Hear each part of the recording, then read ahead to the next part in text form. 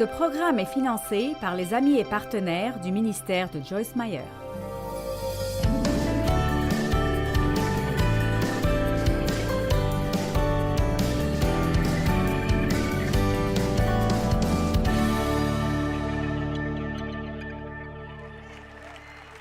Maintenant, le premier pas vers la plénitude est très simple.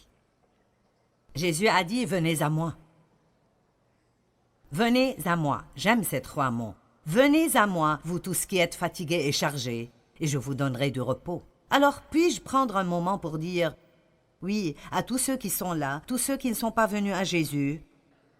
Nous allons vous donner une opportunité de faire cela tout à l'heure, et si vous n'avez pas reçu Christ comme votre sauveur, alors s'il vous plaît ce soir, venez à lui. Et pas besoin d'être au 31. Venez tel que vous êtes. Juste, venez à lui. Venez. Et si vous regardez à la télévision, s'il vous plaît, si votre vie est gâchée, si vous êtes débordé à cause du stress et vous êtes surchargé de peur et d'inquiétude, juste venez. Vous n'avez même pas besoin de comprendre quoi que ce soit. Venez et dites « D'accord Jésus, je viens. Juste, prends-moi tel que je suis et fais quelque chose de moi. Je te veux dans ma vie. » Ça peut être la prière la plus simple que vous avez priée. Et la prière est simplement parler à Dieu. Donc, si vous croyez que Dieu est là, donnez-lui juste une chance d'entrer dans votre vie et voyez ce qu'il peut faire. Venez à moi, vous tous qui êtes fatigués et chargés, et je vous donnerai du repos. Eh bien, alors, même après avoir reçu Christ, quand vous entrez dans ce type de vie où vous peinez, que Dieu ne veut pas que vous viviez, la réponse est de juste arrêter et de venir à lui. Revenez à lui. L'une des raisons pour lesquelles nous n'avons pas la paix que nous devrions avoir est que nous ne prenons pas assez de temps quand nous sommes gênés pour nous arrêter une minute.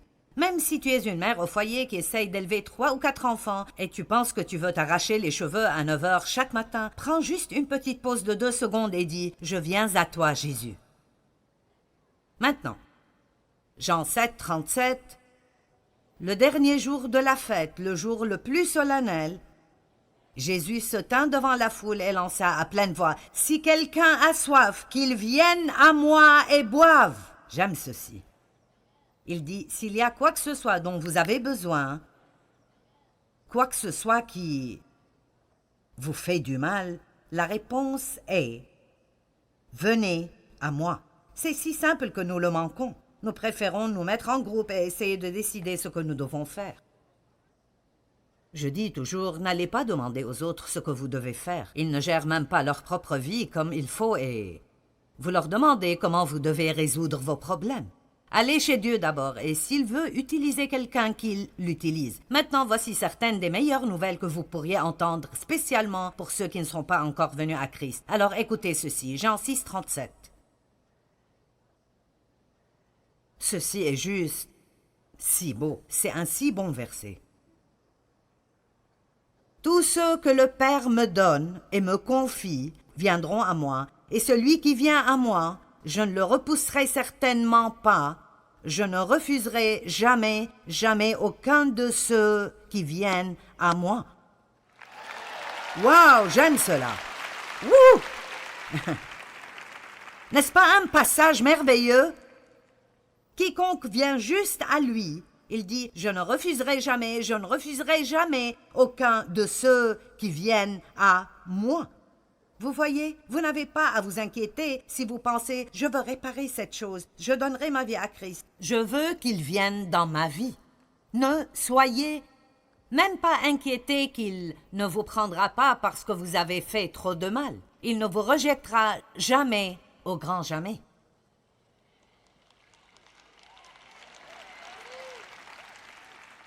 Quand vous priez, il ne dit jamais « Je ne veux pas t'écouter ». Quand vous avez besoin d'aide, il ne dit jamais « Non, je ne vous aiderai pas ». Mais l'ennemi essaye de nous faire penser qu'il le fait parfois. Pouvez-vous dire aujourd'hui « Je ne serai jamais rejeté » Dites-le encore « Je ne serai jamais rejeté ». Dites « Dieu ne me rejettera jamais ». Oh, j'aime cela, c'est revigorant tout le temps. Dieu ne me rejettera jamais. Maintenant, savez-vous que pour certains, ce sont des nouvelles bouleversantes. Et il y a des gens qui regardent à la télévision dans différentes parties du monde et ils disent « Tu plaisantes? Il me prendra tel que je suis? Oui, il vous prendra tel que vous êtes. » Et il y a un numéro sur votre écran que vous pouvez appeler et vous pouvez recevoir Christ en cet instant même. Vous n'avez pas besoin d'attendre 1 minute de plus. Il a les bras grands ouverts et il dit « Venez à moi. Venez à moi. » Maintenant, Jésus est venu pour nous donner la vie. Vie avec un V majuscule. Regardons Jean 1,4.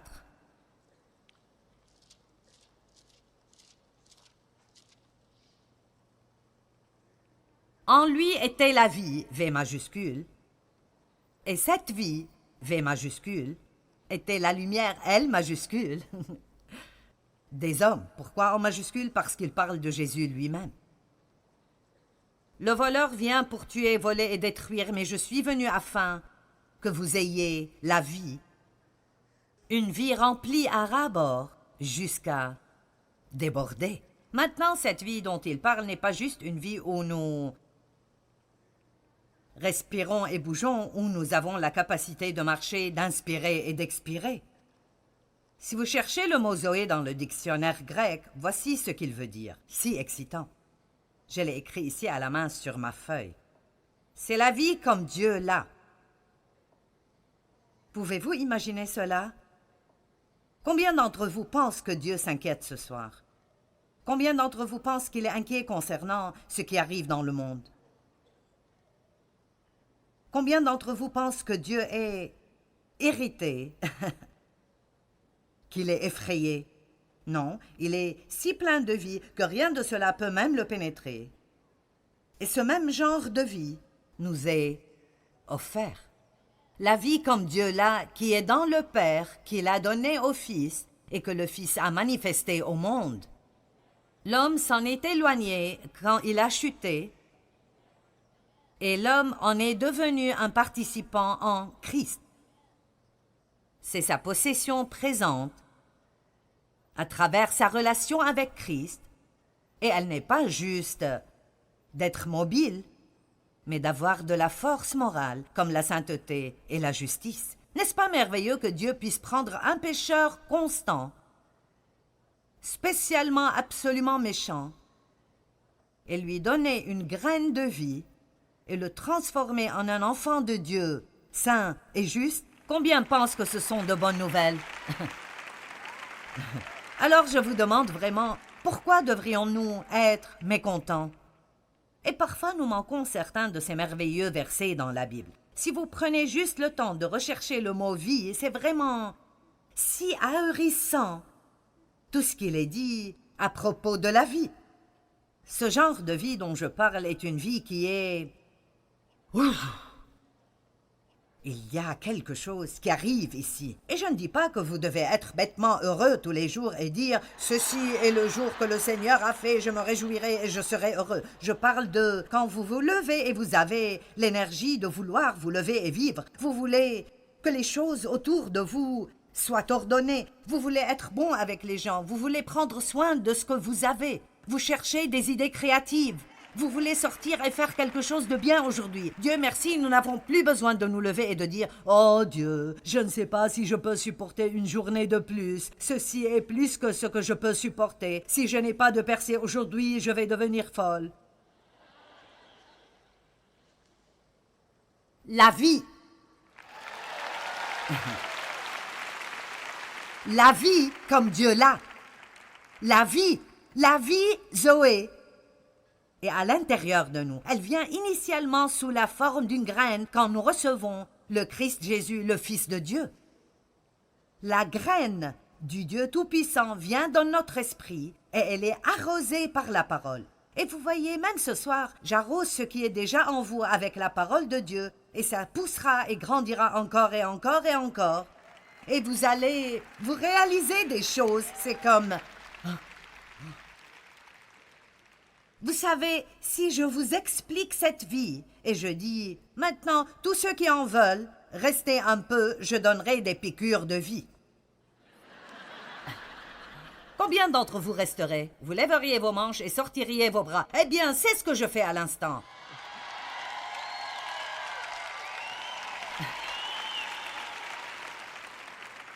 Je ne donne pas des piqûres anti-grippe ce soir, je donne des piqûres de vie ce soir. En lui était la vie, et cette vie était la lumière des hommes, et cette vie devient notre don à travers la relation avec Christ. Dieu merci, j'ai une raison pour être en vie. Et j'aime regarder ce que la parole fait aux gens. Écoutez, quelqu'un qui est déprimé sera libéré ce soir. Quelqu'un de découragé est en train d'être encouragé maintenant. Quelqu'un qui sent qu'il ne peut pas supporter un jour de plus. Maintenant, cette vie vous frappe et vous dites « Je peux faire face à tout ce à quoi je dois faire face parce que le plus grand vit en moi. » Vous voyez, nous avons quelque chose qui arrive en nous et elle essaye de sortir à l'extérieur. Amen. Et je suis là à aider le Saint-Esprit à essayer de faire sortir ce bon fruit. La vie. La vie comme Dieu l'a. Maintenant, je vais quelque part. Suivez-moi. 1 Jean 3, 14. En fait, nous avons déjà fait du chemin. Nous avons un début ici et une fin, et maintenant nous sommes au milieu. Nous savons que nous sommes passés de la mort à la vie, V majuscule, parce que nous aimons nos frères chrétiens. Celui qui n'aime pas reste comme prisonnier, gardé continuellement dans la mort spirituelle. Wow! Maintenant, voici l'essentiel. Nous avons tous cette vie en nous. Cette vie Zoé. La capacité d'avoir cette vie merveilleuse, mais si vous n'apprenez pas comment vous aimer les uns les autres, alors ce sera refoulé en vous et vous serez remplis de mort spirituelle. Mais voici comment vous pouvez savoir que cette vie vous appartient quand vous apprenez comment aimer les gens. L'amour et la vie, avec un V majuscule, sont la même chose. Alors aujourd'hui, si vous êtes énervé contre quelqu'un, dépassez cela. Si vous ne croyez pas le meilleur à propos des gens, changez d'avis. Si vous devez pardonner à quelqu'un, pardonnez-leur. Si vous êtes offensé, surmontez cela. Vous ne paraissez pas aussi heureux que je voudrais que vous soyez. Eh bien, ce n'est simplement pas juste. D'accord, puis-je vous dire qu'est-ce qui n'est pas juste? Ce qui n'est pas juste est que Jésus a dû monter sur la croix et mourir pour un tas de gens comme nous. C'est ce qui n'est pas juste. Tout le reste, nous pouvons nous en occuper. Dieu est un Dieu de justice et il arrangera les mauvaises choses si nous mettons notre confiance en lui. Amen. Et je ne dis pas que votre peine n'est pas importante pour Dieu. Je ne dis pas que les gens qui vous ont blessé ont raison. Mais je vous dis que nous devons arrêter ces choses. Nous devons commencer à vraiment aimer pour Jésus parce qu'il y a un monde dehors qui meurt et qui va en enfer. Et ils ne sont pas impressionnés par nos autocollants et nos bijoux chrétiens. Nous devons avoir ce qu'ils cherchent. Nous devons savoir comment marcher dans l'amour et traiter les gens comme il faut. Donc, la prochaine fois que certains de vos amis chrétiens disent « Oh, eh bien, vous savez, eh bien, tu sais, ils sont pentecôtistes. Eh bien, tu sais, elles parlent en langue. » Pourquoi ne dites-vous pas « Tu sais, nous ne savons rien en ce qui les concerne. Nous ne savons pas quel type de relation ils ont avec Dieu. » Ne jugeons pas et ne critiquons pas les gens. Soyons tous un en Christ. Amen. Amen. Je serai peut-être bonne si vous essayez de me connaître, on ne sait jamais. D'accord, maintenant, comment donc arrivons-nous à cet amour? C'est un beau mot. Il fait de bons serments, amène de bons cris, mais comment y arrivons-nous? Comment arrivons-nous finalement au point où nous pouvons marcher dans cela, dans notre vie de tous les jours? 2 Pierre chapitre 1 nous l'explique très clairement. Nous parlons ce soir d'être spirituellement en bonne santé. Vous venez à Jésus et puis vous décidez de lui dédier votre vie pour apprendre à faire les choses à sa façon au lieu de les faire à votre façon. Ce n'est pas comme un tweet. Cela prendra quelques minutes, d'accord? Alors suivez-moi, vous pouvez le faire. Par sa puissance divine, je suis à 2 Pierre chapitre 1 verset 3. Par sa puissance divine, Dieu nous a donné tout ce qu'il faut, ce dont nous avons besoin pour vivre dans la piété, à travers la connaissance complète de celui qui nous a appelés par la manifestation de sa propre gloire. Eh bien, vous devez disséquer cela pour en profiter plus. Mais il dit, la puissance de Dieu, rien de ce que nous avons fait, mais la force de Dieu nous a donné tout ce dont nous avons besoin pour vivre une merveilleuse vie pieuse. Donc, vous avez tout ce dont vous avez besoin pour vivre une bonne vie. Tout. Elle est en vous et elle vient à vous à travers la connaissance complète et personnelle de Jésus-Christ. Maintenant, ne soyez pas satisfaits par la foi de quelqu'un d'autre. Ne soyez pas satisfaits par le fait d'appeler quelqu'un d'autre pour qu'il cherche vos versets tout le temps. Cherchez-les vous-même. Amen. À chaque fois que vous avez besoin de prière, ne vous mettez pas toujours dans la file de prière. Après un temps, soyez ceux qui prient pour les autres. Nous avons tous besoin de prière, mais j'essaie d'expliquer que plus nous connaissons Dieu profondément, plus nous réalisons ces choses. Et ainsi, au verset 4, il nous assure, donc il nous donne les plus grandes et les plus précieuses promesses, afin que par elles, vous fuyiez du déclin moral et de la corruption qui existe dans le monde par, et j'aime ceci, l'égoïsme et la convoitise. Donc, il dit que tous les dégâts qui arrivent dans le monde, toute la pourriture, toute la corruption, elle est là à cause de la convoitise, à cause du désir et de l'avidité et de l'égoïsme, l'égocentrisme. Ils sont tous là. Mais nous avons été délivrés de tout cela à travers la mort de Christ. Allez, dites, je peux être délivré de moi-même.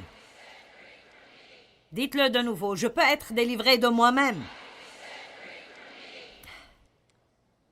Et deveniez participants de la nature divine. Donc, je peux être libéré de moi-même et je peux en fait commencer à vivre et à agir comme Dieu voudrait que j'agisse.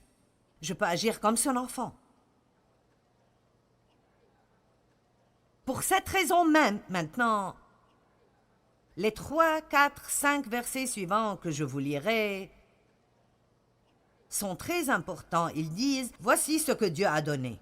Donc comment est-ce que vous libérez cela dans votre vie? Êtes-vous prêts? Pour cette raison même, ajoutez votre diligence aux promesses. Faites tous vos efforts. Mon Dieu! Une dame m'a demandé l'autre jour, et ceci est juste classique. Elle a dit, comment peux-tu rester en si bonne forme à ton âge? J'ai dit, eh bien, je m'entraîne 3 fois par semaine et je fais attention à tout ce que je mets dans ma bouche. Et elle a dit, oh mince.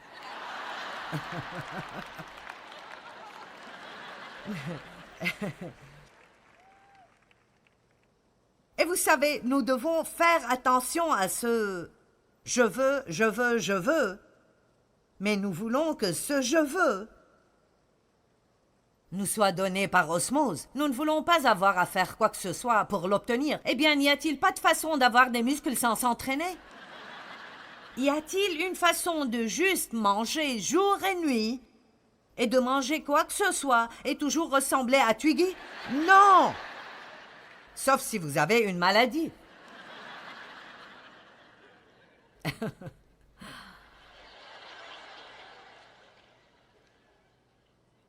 Oh, aide-moi, Jésus.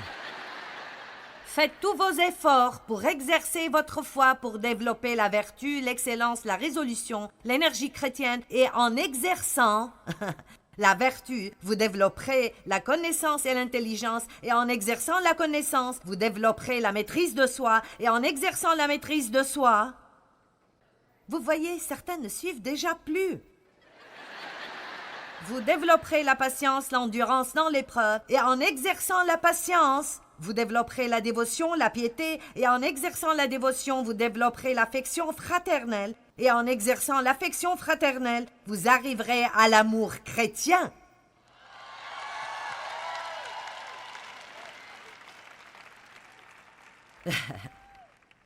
Donc laissez-moi juste vous dire, peu importe combien de messages merveilleux je vous prêche à propos de partir d'ici et de sortir et d'aimer tout le monde, ça n'arrivera pas. Pas avant que vous sortiez cette liste. La première chose que vous devez avoir est la connaissance. La première chose que vous voulez connaître est lui.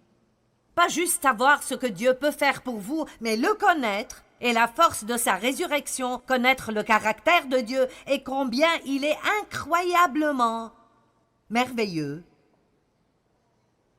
Et être si reconnaissant pour votre salut que vous pouvez à peine vous contrôler. Et puis vous ajoutez plus de diligence et vous exercez cela. Et vous ajoutez plus de diligence et vous exercez cela. Laissez-moi vous dire quelque chose à propos de ce livre. Mes paroles, elles sont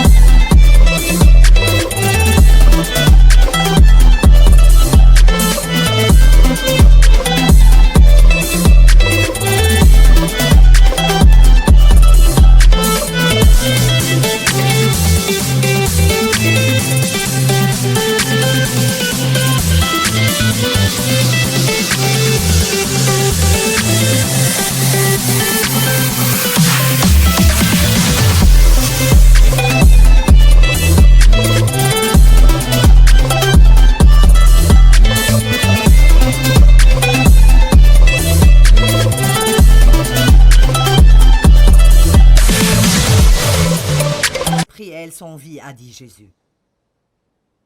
Maintenant, je pense que je n'ai certainement pas toutes les connaissances de la révélation de la parole de Dieu, mais je comprends la puissance qui est dans la parole.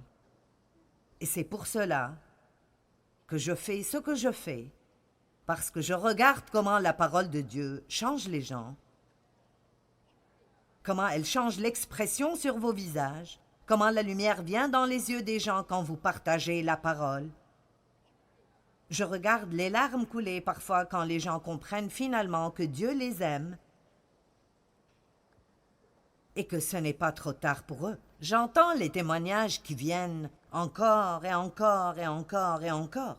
Je connais la puissance qui est dans la parole, mais je sens aussi que j'ai un mandat de Dieu en ce temps dans ma vie pour partager aussi avec vous que je ne pense pas que vous pouvez sortir ce dont vous avez besoin de ce livre si vous ne faites que laisser quelqu'un d'autre vous en nourrir à la cuillère.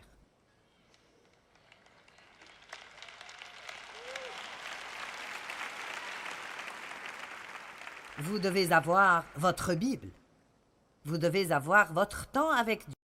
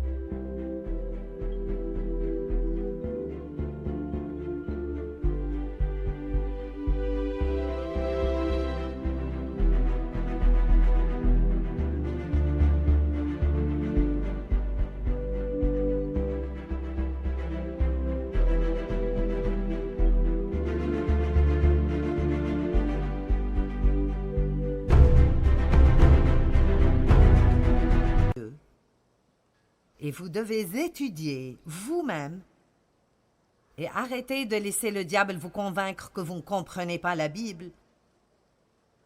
Parce que le Saint-Esprit vous enseignera. Il est votre enseignant.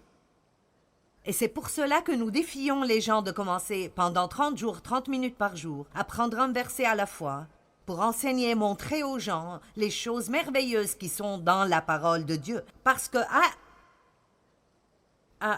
Dieu m'a dit un jour, tu dis aux gens tout le temps, lisez la Bible, lisez la Bible, lisez la Bible.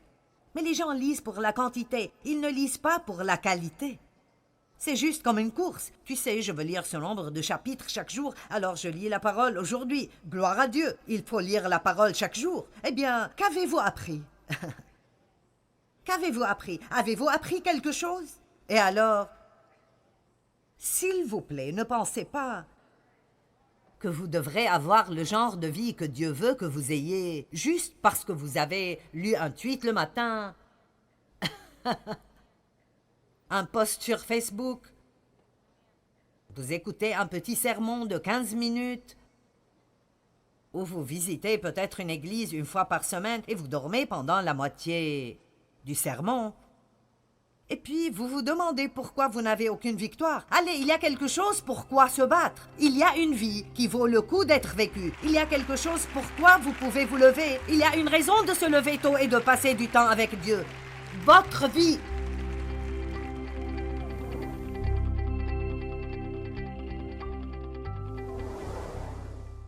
Eh bien, aimeriez-vous être en bonne santé dans chacun des domaines de votre vie? Je pense que nous pourrions tous dire « Oui, j'aimerais cela ».